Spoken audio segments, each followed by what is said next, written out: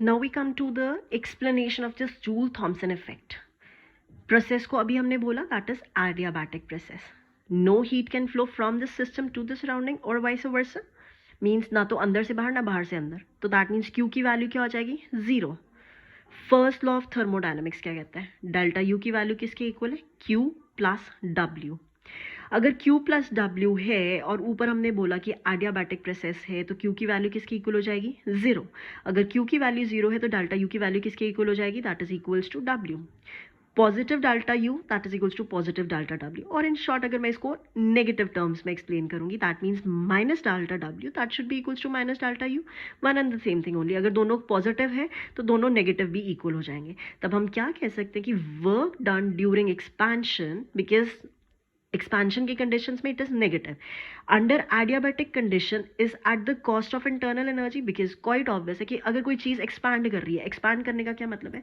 Suppose बच्चे मेरे पास ये बीकर है, इस बीकर में से ये गैस है, यहाँ पे जो गैस पड़ी है उसने एक्सपैंड करना है, मीन्स उसको इंटरनल एनर्जी ज़्यादा होगी तभी ये एक्सपैंड करके ऊपर जाएगा. That is why we say that energy उसने एब्जॉर्ब किया, एब्जॉर्ब करने के बाद वो एक्सपैंड कर रहा है, एक्सपैंड करेगा तभी हमारे पास जो है इंटरनल एनर्जी उसमें लगाना पड़ेगा. फॉर एग्जाम्पल अगर मैं सिंपल केस लेते हैं हम एक्सपेंशन का, हम मिल्क बॉयल करते हैं, मिल्क बॉयल करता है उसके ऊपर एक लेयर आती है. मिल्क जब बॉयल करता है हमने नीचे गैस ऑन किया हुआ है, जब हम गैस ऑन करते हैं तो दैट मीन्स वो मिल्क को एनर्जी प्रोवाइड कर रहा है. एंड एक स्टेज आती है जब मिल्क जो है ऊपर उठना शुरू करता है, दैट मीन्स एक्सपांड करना शुरू करता है. गैस बंद कर देते हैं, दैट मीन्स मैं एनर्जी प्रोवाइड कर रही हूँ.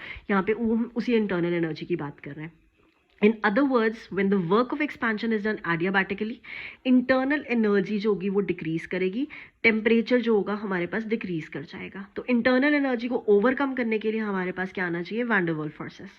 अब वैन डर वाल्स फोर्सेस है, अब हमने क्या करना है? Work done on the system on the left hand side. अब लेफ्ट हैंड साइड में क्योंकि हमने क्या किया था, ये हमारा लेफ्ट साइड था, ये हमारा राइट साइड था, यहाँ पे गैस प्रेजेंट थी और यहाँ पे गैस नहीं प्रेजेंट थी, P1 से P2 में हमारे पास जा रहा था.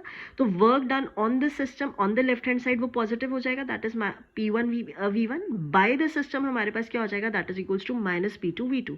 टोटल वर्क डन हमारे पास क्या आ रहा है? दैट इज, दोनों को हमने ऐड कर दिया, that is minus P2 V2 plus P1 P1. Putting this value, delta U की वैल्यू हमारे पास क्या आ जाएगी? That is equals to minus P2 V2 plus P1 V1, that is equals to P1 V1 या minus P2 V2. हम इसको ऐसे भी लिख सकते हैं. फर्दर हमारे पास क्या है कि डेल्टा यू जो है उसकी वैल्यू किसकी इक्वल है? That is U2 minus U1. So I can write it here as U2 minus U1 that is equals to P1 V1 minus P2 V2.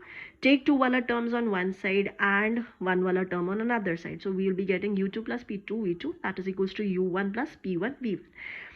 कल हमने किया था एंथैल्पी. एंथैल्पी का फॉर्मूला क्या था? H that is equals to E plus PV. यहाँ पे हमारे पास E की जगह पे U है, one and the same thing only because this is E is energy, this U is internal energy. तो इसकी जगह पे मैं H2 लिख सकती हूँ, इसकी जगह पे मैं H1 लिख सकती हूँ. सो डेल्टा H की वैल्यू क्या हो जाएगी? That is H2 minus H1.